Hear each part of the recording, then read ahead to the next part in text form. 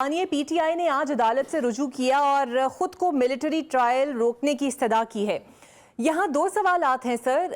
पहले ये कि बानिए पीटीआई को क्यों लगता है और उनका खदशा क्यों बढ़ता जा रहा है कि उनका मिलिट्री ट्रायल होगा, और दूसरा अगर हो भी जाता है तो वो कतरा क्यों रहे हैं? आम वर्कर्स का भी तो मिलिट्री ट्रायल हो रहा है। देखिए, in the first place military trial civilian का हो नहीं सकता, होना नहीं चाहिए।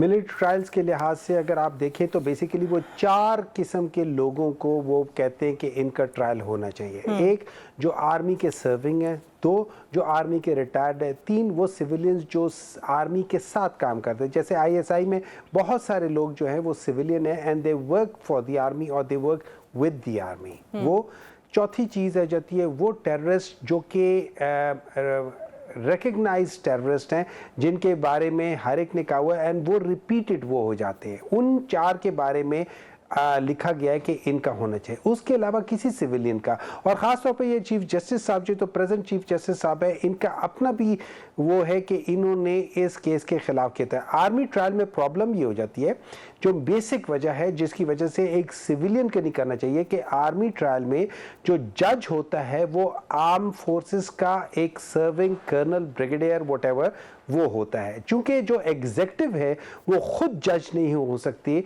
इस वजह से जो सिविलियन के केसेस जब उधर जाते हैं तो वो उनको टेक्निकली अगर वो देखें तो एग्जीक्यूटिव जो है ना वो जुडिशरी का हिस्सा नहीं बन सकती। एग्जीक्यूटिव एंड जुडिशरी ये जो होती है सेग्रीगेशन ऑफ पावर है। इन चीज़ों की बिना पर किसी सिविलियन को आप उसमें ट्रायल नहीं कर सकते। तो इमरान खान का उसमें ट्रायल नहीं। नंबर टू, उसमें विजिबिलिटी नहीं है कि क्या हो रहा है, क्या नहीं हो रहा है, किस किस्म की चीज़ें कर रहे हैं।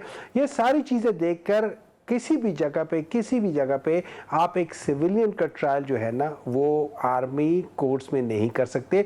इनको ये हमें क्यों खतरा है कि ये इमरान खान को लेकर जाना चाहते हैं। इमरान खान के ऊपर 250 केसेस 200 केसेस जो बने हुए हैं, उनमें से कोई केस ऐसा नहीं है। आप सबसे पहले ये देखें कि with in a span of 1 month 2 months आप किसी के ऊपर 200 केस बनाते, वो बजाते खुद एक बहुत बड़ा सवालिया हो जाता है।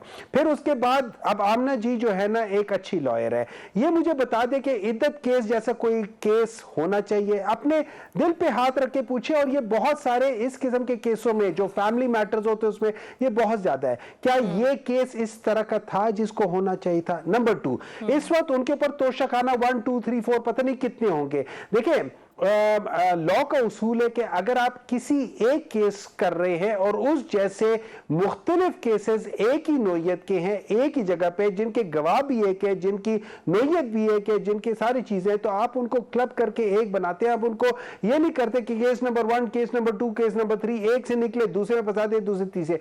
ये सारी चीजें जो है ना ये समहाउ ये बताती है कि आप लोगों की नीयत साफ नहीं है।